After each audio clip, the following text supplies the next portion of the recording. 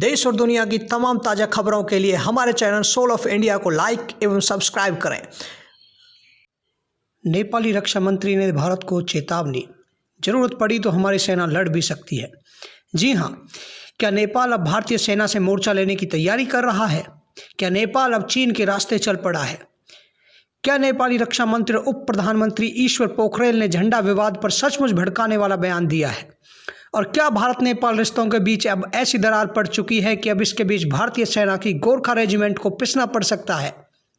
दरअसल ये सारे सवाल ईश्वर पोखरेल के उस इंटरव्यू के बाद खड़े हुए हैं जो उन्होंने नेपाल के द राइजिंग नेपाल अखबार और पोर्टल को दिया है। कोरोना से मृत्यु दर देश में दुनिया से सबसे कम, रिकवरी रेट हुआ 41.61%। ये रिपोर्ट है स्वास्थ्य मंत्रालय की। देश और दुनिया में कोरोना के मामले लगातार बढ़ रहे हैं। स्वास्थ्य मंत्रालय के मुताबिक कोरोना वायरस से अब तक कुल 60,490 मरीज ठीक हो चुके हैं। रिकवरी रेट में सुधार जारी है और यह अभी 41.61% है। भारत में मृत्यु दर दुनिया के अन्य देशों से सबसे कम है, यह अब 2.87% है।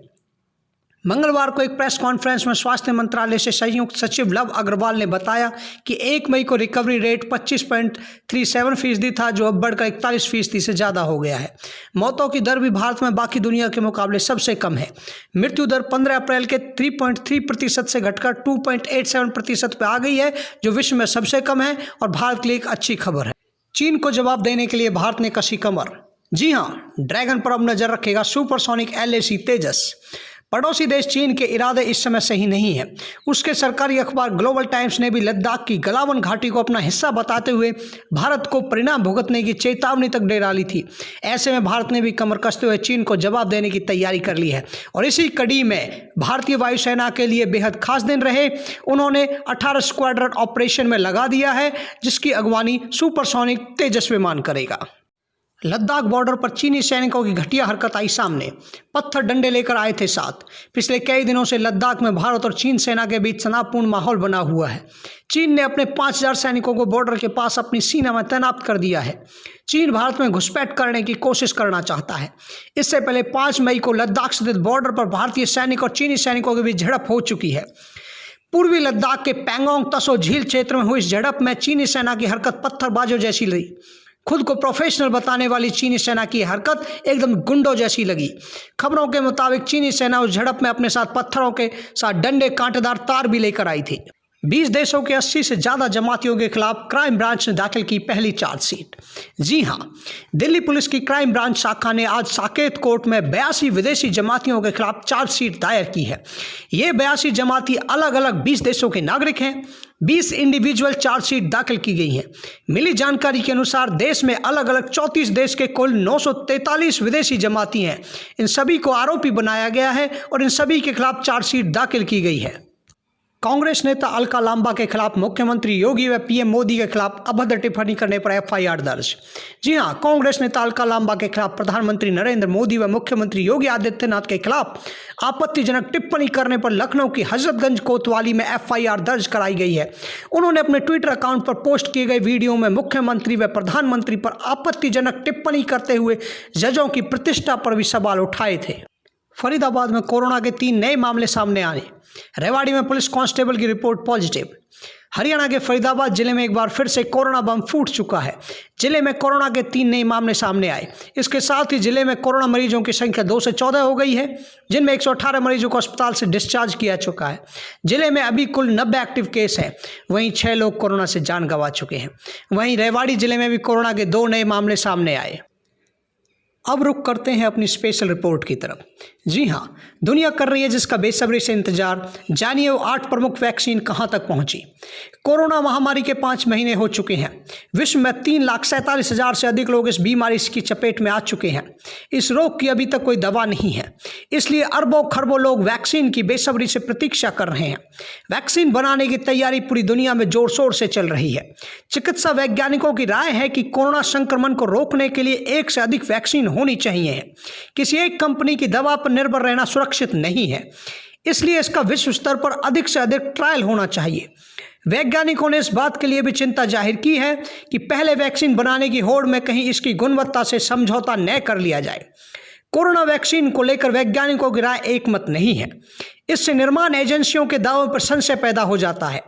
जैसे एक तरफ अमेरिका सितंबर तक वैक्सीन मुहैया कराने की बात कर रहा है, तो दूसरी तरफ अमेरिका के ही वैज्ञानिक विलियम हेसेल्टाइन का कहना है कि निकट भविष्य में इसका निर्माण संभव ही नहीं है।